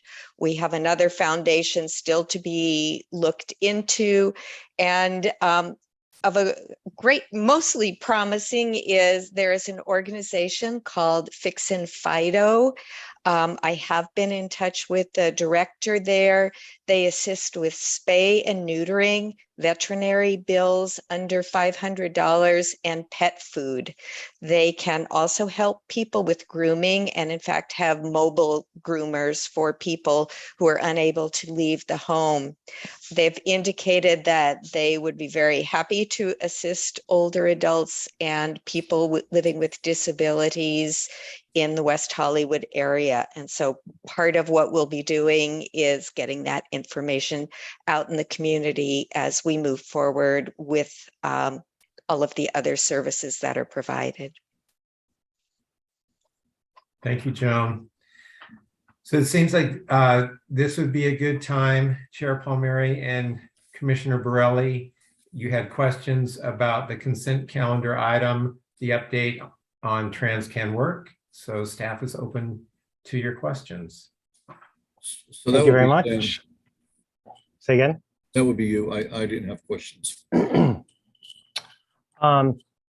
First question, and I guess I was during my sabbatical from the commission.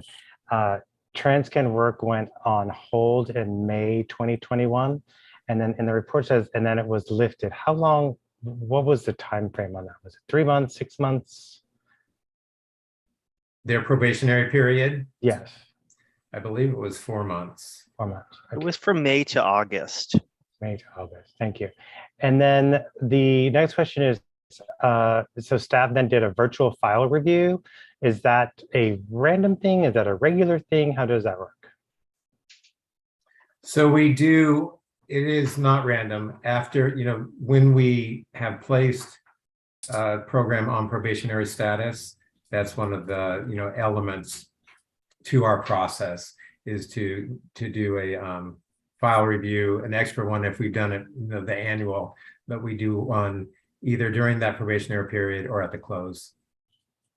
Got it. So it was not in general specific for probationary providers.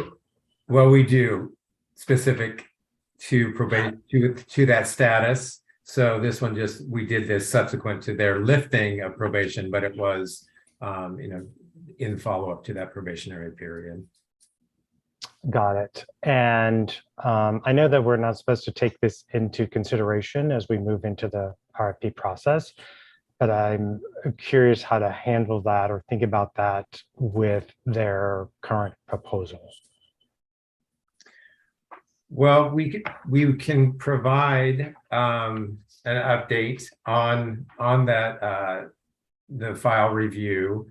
With that said, currently contracted programs, their history of service provision is taken into consideration, certainly by staff. That's true with any program. If there has been significant challenges and or if they have exceeded the agreed upon scope of services. So we do take that in consideration when we make recommendations. And it is part of the public record. So it's also common knowledge for the commissioners. Okay, thank you. No, I know you all, I'm glad that one of my grants does not go to City of West Hollywood, because I know staff really goes through these and make sure that I's are dotted and T's are crossed and the money is spent wisely. And as much as I don't like to see money come back from service providers, I know that, you know, the job is getting done correctly, and the money's being spent wisely, and you guys are on top of it. So I really appreciate it. I just want to get some of the clarification on that. Thank you very much. Thank you, Commissioner Borelli.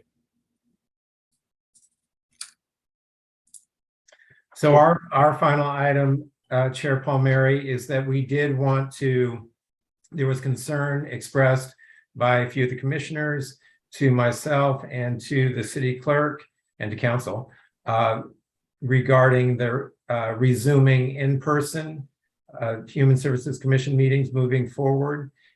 We do, as you know, have 2 more meetings this month, a week from tonight, and then 2 weeks from tonight.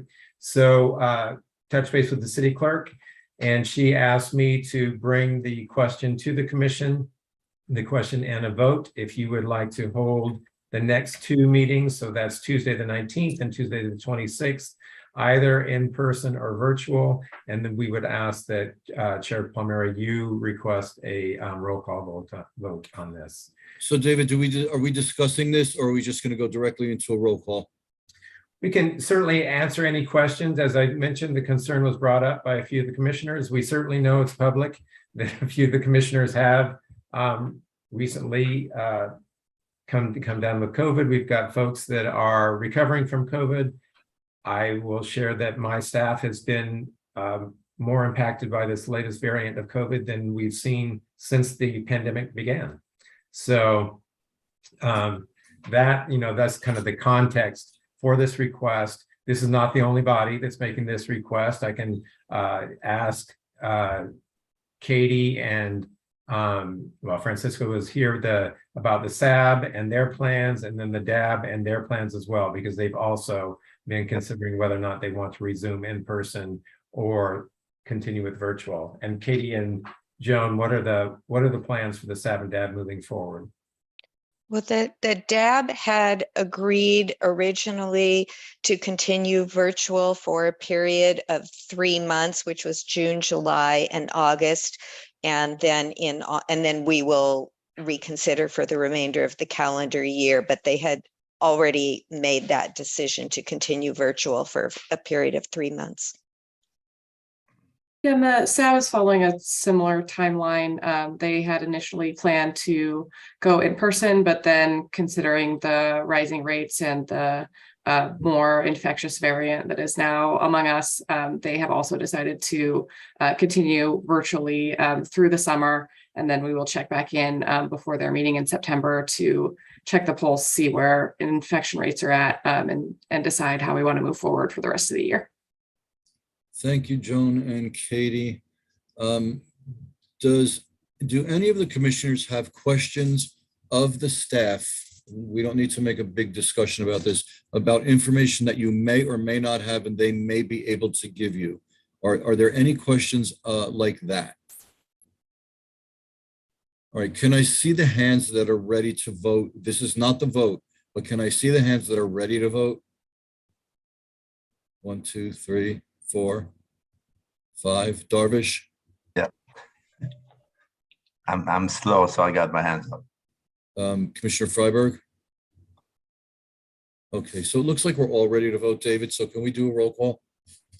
Do we need to make a motion, Mr. Chair? I don't know. This is I need to know what we're voting on. It seems like it's a little confusing because it's not it's not.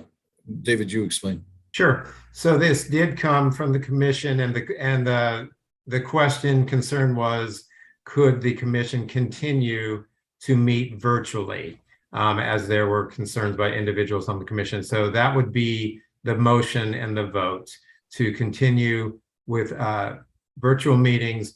We're looking, I mean, you can extend it if you want. We were looking at the 2 remaining meetings for the month of July. So do we need a motion? Do we need a motion from a commissioner? Yes. Okay. I'll make the motion. I move that we continue with our meetings virtually through the end of September. And can I get a second on that? Second. Okay, moved by Borelli, second by Meltzer. Can we get a roll call? Thank you so much, Chair. I was getting that in the minutes. Thank you so much. Commissioner Borelli, Aye. Commissioner Byers, Aye. Commissioner Davis, No. Commissioner Darvish, Aye. Aye. Commissioner Freiberg, Aye. Vice Chair Meltzer, Yes. Chair Palmieri, Yes. noting a no vote from Commissioner Davis. So this will So go moved. through the end of our September meetings, correct? Correct. Thank you. David, anything else from you? I believe that those are all the items from staff. Borelli? Sorry, the thing that sort of struck me during first the regular public comments and then comments during the larger item on the social service, excuse me, priorities, reminded me that and it makes it more challenging with a virtual meeting, is we ended up capping our public comments to 2 minutes on the future meetings. I just wanted to, I know that can be decided on the evening, but we had over 40 public speakers at our last second meeting. So I just want you to take that into consideration to check in with our secretary, to see if we have that many public speakers, if we change from 3 minutes to 2 minutes in the future. Would you be comfortable with us doing it that evening when we know more of who's here? Sure. I really just wanted to bring it to your attention. Perfect. So if I could offer just a point of information, the next meeting where staff will bring recommendations for contracts is also a public hearing. And so we posted that. I have, and I think I might have mentioned this at the public hearing that we had in March to kick off this RFP process. I was informed by the city clerk that I was incorrect in pushing out to the community, to the contracted agencies, to the various boards and commissions, the information that a public hearing would be held and input is welcome. So I just wanted to bring this up. It was not exactly new to me, but I needed that reminder, and input is welcome. That's why you have a public hearing, but it is up to the public to learn to, be aware and find out the information and understand, because if it's posted publicly, it'll be part of the agenda that a public hearing is being held. By myself pushing it out, I'm skewing the input. I'm sending it to our contracted agencies. I'm sending it to boards and commissions. So we get a response, but it's skewed. It's not equal access, because I have taken that, in my head is like, we want as much input as possible. So I wanted to bring that up. It was a lesson learned by me. It was contrary to how I have understood the process, but it does make sense because I'm sending it out to certain stakeholders. So anyway, I just wanted to mention that. So it has been. Is that applicable to us? Pardon? Is that applicable to us? I'll double check with the city clerk. I mean, it will be posted. It's already posted. If you go on the city's website, you will see that a public hearing has been posted for the Human Services Commission of July 19th. I will double check. For staff, obviously it is, and we were told not to push it out. Will you send an email tomorrow to all the commission with whatever you find out? This way, none of us make an error and skew anything. Absolutely. Barbara, I see your hand. Barbara. Yes. How can a hearing be public if the public isn't told about it? I don't quite understand that. Well, it is public and it has been posted. So just like your agendas, your agenda packet, we go through the city's process. We submit it to the city clerk. I put together the notice. I send it to the city clerk for posting, and they have required, whether it's physical spaces, whether it be Plummer Park, the council chambers, West Hollywood Park, and then they have the space on the city's website and other locations. So there is a process and a procedure that's standardized. And that's what they were telling me. They're saying, David, you're going outside of that. It's out there for the public to know. We have gone through the approved process. It's up to the public then to follow up with that. I do hear you, and I think that was part of our logic, Commissioner. That was to make sure that everybody knew. No logic there. Right. No, I'm sorry. Right. Okay. I do understand it. I wanted to bring this up because I think I know that I shared with you. We pushed it out to as many places as we could. And Right. so we will not be doing that. It's posted. And I'll get that clarification. I will share that with you tomorrow, all of you, as far as the commission pushing that out. Thanks very much, David. Anything else from staff? That's it. Thank you. Do we have any further public comment? None that I can see. If anyone remaining in the room, if you would like to speak at this time for public comment, please feel free to use the raise hand feature. I see Yes, we have, there's one, Martha Gomez. Martha, please feel free to take yourself off of mute, turn your camera on if you would like. And if you give me one moment, I'm talking and I'm not even prepared on my end. I'm so sorry. Let me get the timer ready for you. Okay. And you will have 3 minutes to address us. Are you ready? I see your mute is still on.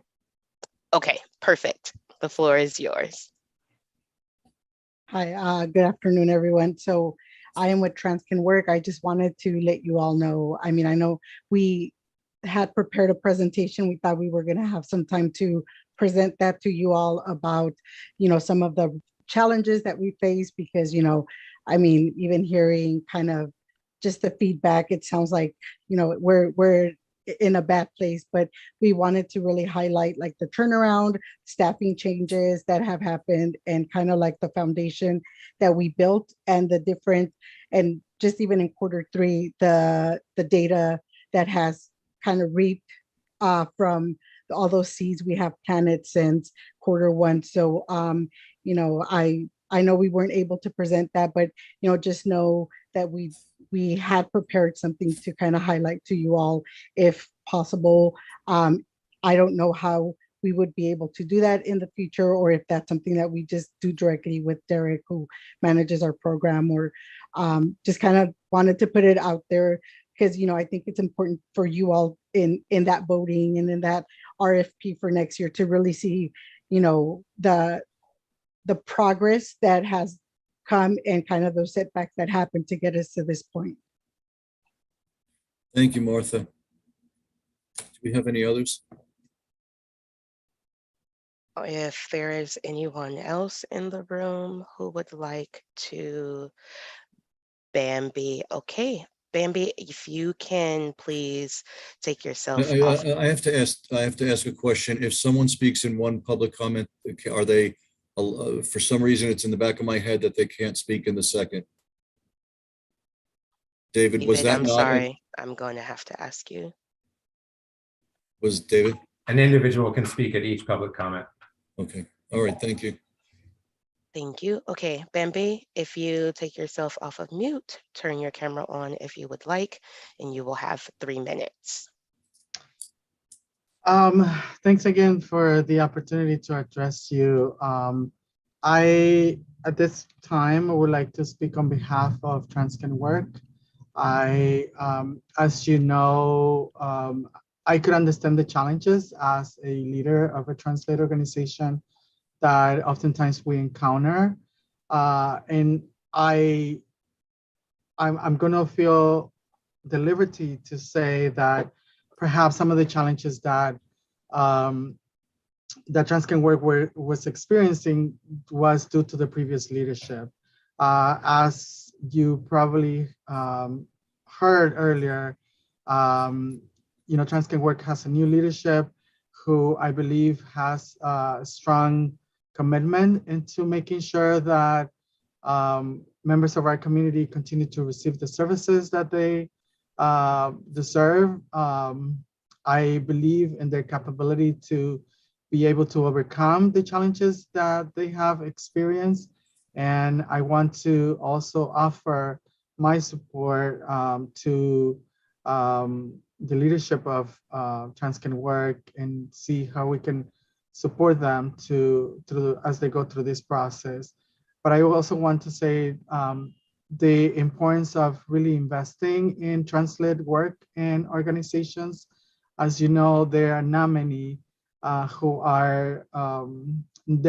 organizations who are led by trans people. And I would like for you to consider perhaps, like giving them some type of, capacity building support that they may need. I can support with some of that if that's something that it's allowed. But I think they also deserve an opportunity, being that they have a new leadership. And I believe that the new leadership will bring them to the next level, to where they should be. And I'm confident that that's going to happen. So please consider them to continue to be funded by the City of West Hollywood. Thank you, Bambi. Are there any other speakers? Yes, it looks like Jovan Wolf. Jovan, if you take yourself off of mute, turn your camera on if you are comfortable, and you will have 3 minutes. Didn't mean to hold on. Let me change my name. Okay. I won't start the clock yet then.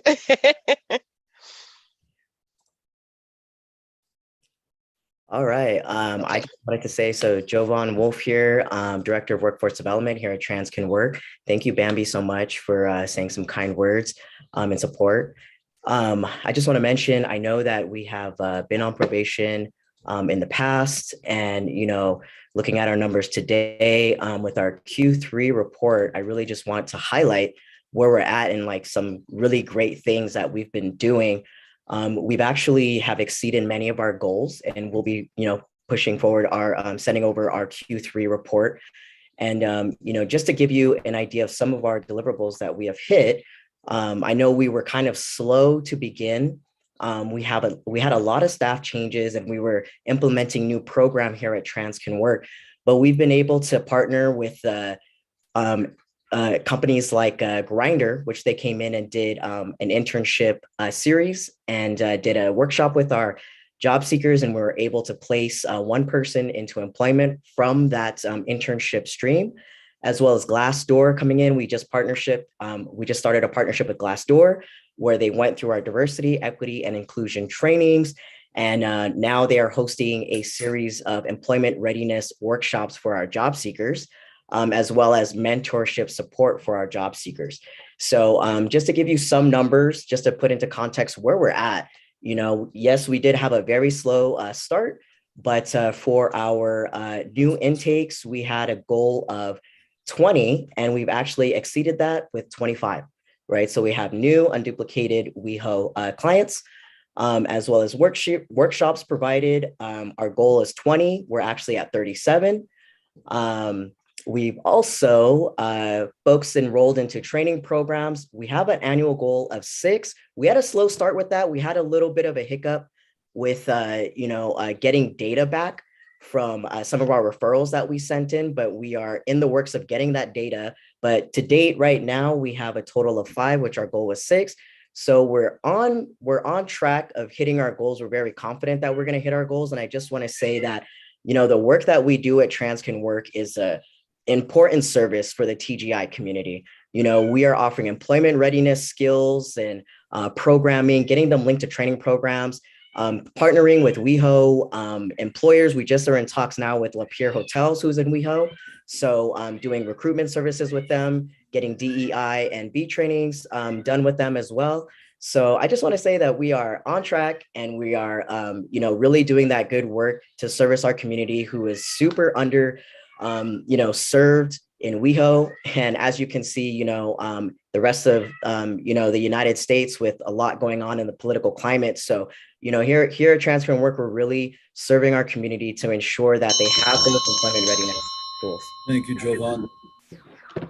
Are there any others, T?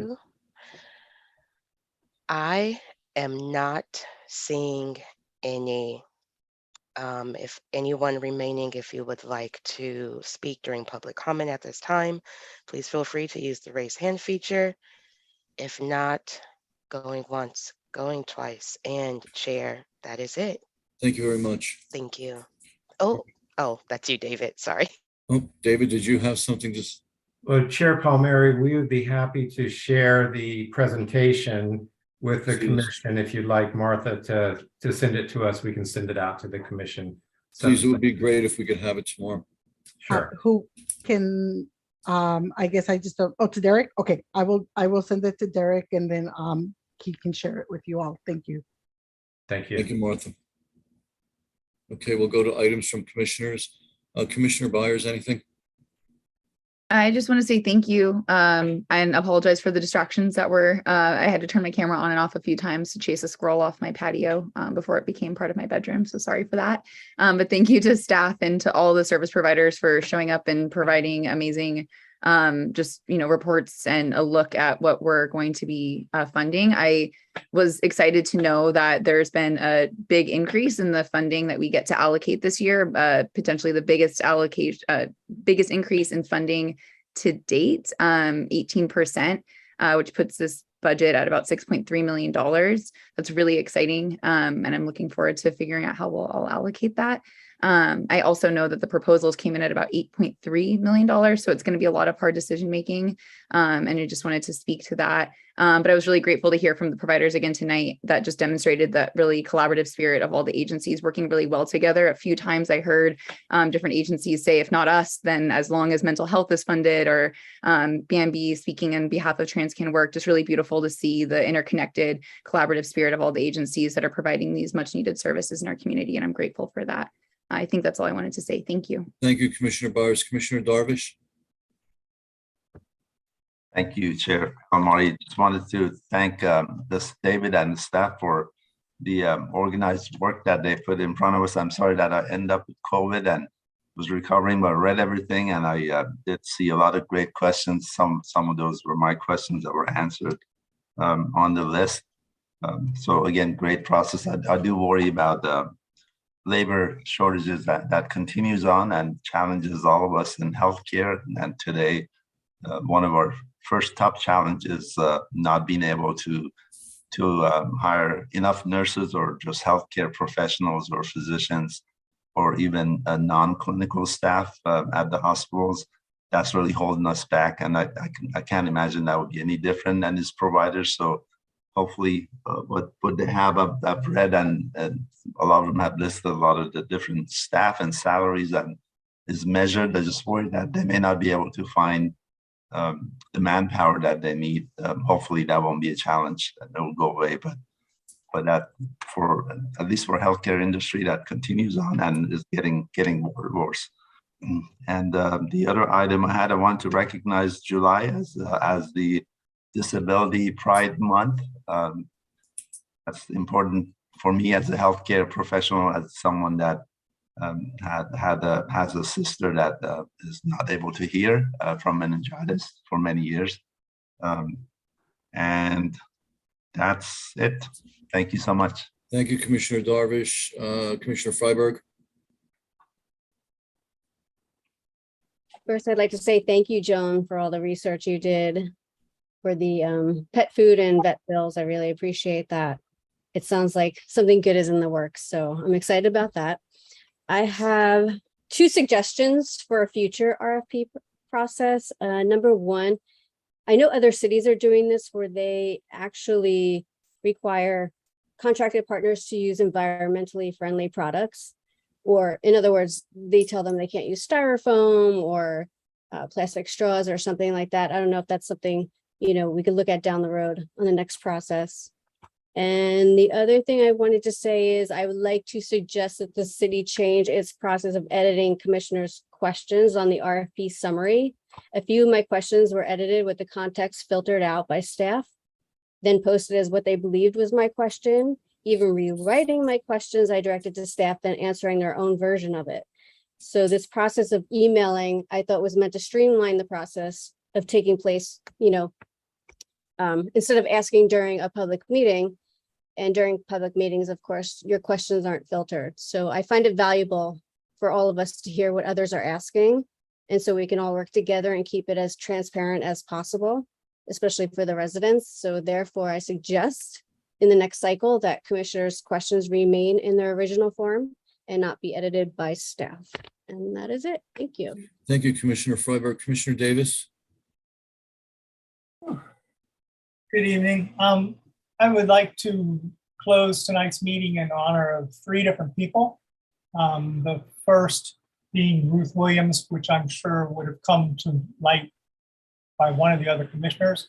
I had a long and very fruitful friendship with her. She was well liked by many people in the city, and she will be missed. It is unfortunate that we do just simply run out of time, and eventually that happens to all of us.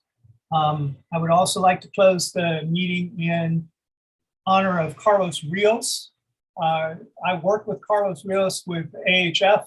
He was my interface with the pharmacy, and he was a very affable, very happy, and incredibly easy person to work with, which may not necessarily sit well with AHF's image. It's unfortunate that I found that he had passed away. He was not at the end of any certain time limit. I guess we all have a time limit, but he was a very young man, and it is unfortunate that I heard of this. And then the third gentleman is Don McCallum. Don was the husband of one of the Human Services Commissioners I served with in the 1990s, Sandra Jacoby Klein's husband. I passed away on the 1st of July, and he was 86 years old and a very, very pleasant man, and I'm sure he will be missed by his community. So I would like to close our meeting in honor of those 3 people.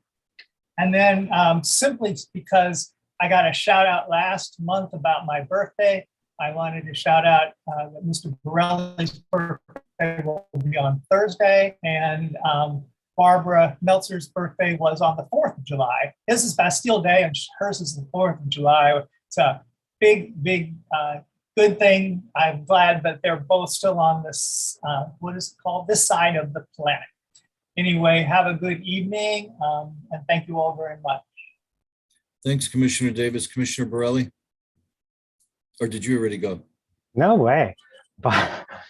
Barbara and I are revolutionaries. Thank you very much, Commissioner Davis, and thank you for those adjournments, and especially for the one most of us knew, Ruth Williams. I certainly would have covered that. I also just want to go back and thank Jovan, Martha, and Bambi for speaking on behalf of TransCan Work.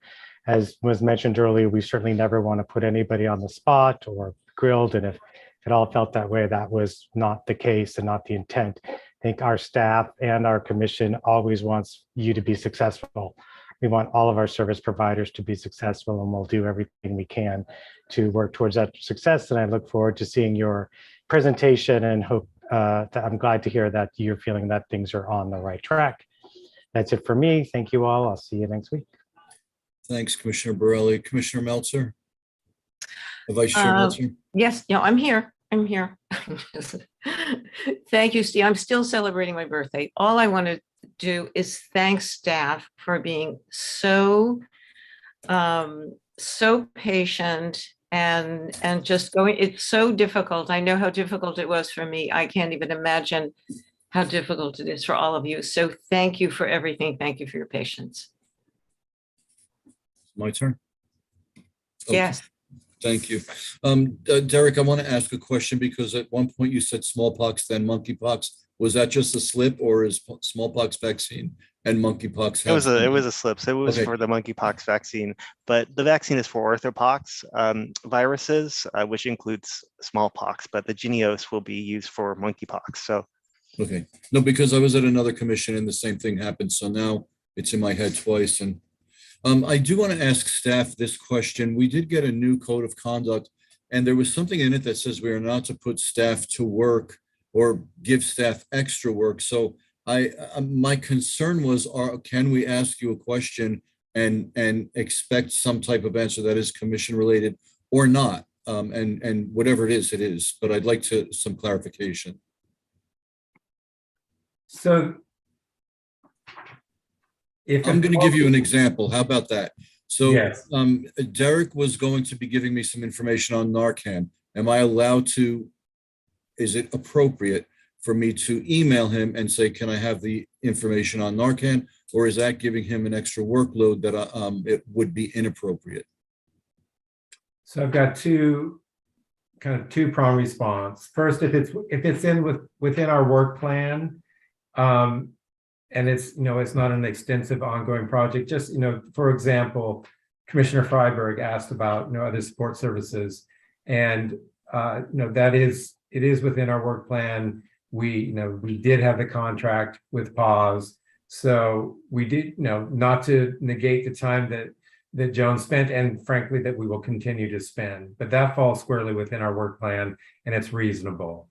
I think that the other thing is the reasonable. If we're creating a whole new project that falls outside of this, then we would want you to take it to council. If it's going to be something like maybe the community, the needs assessment of community members of color, even though that came from council, that was a whole new project. Council approved it. We made it part of our work plan. But if it's reasonable, we're fine. I think to your point, the other prong of this is if you send that, we want to share all of this with the full body. We don't want to have one commissioner that's got the inside information on an issue. It should be, we want to share it with everyone, and it should be pertinent to this commission's purview. Okay, that's great. I don't want to cross the line, but I also don't want to not get information that I might be able to get that's not readily available to me. And I think that is all I have. And what date is our next meeting again? Tuesday, July 19th. And it will be virtual. Correct. And it will be at 6 p.m. So our next meeting will take place Tuesday, July 19th, 6 o'clock p.m. Will be virtual. And I look forward to seeing all of you then. I will ask to adjourn this meeting. Yes? Motion I'm to looking adjourn. directly at you, Borelli. Motion to adjourn.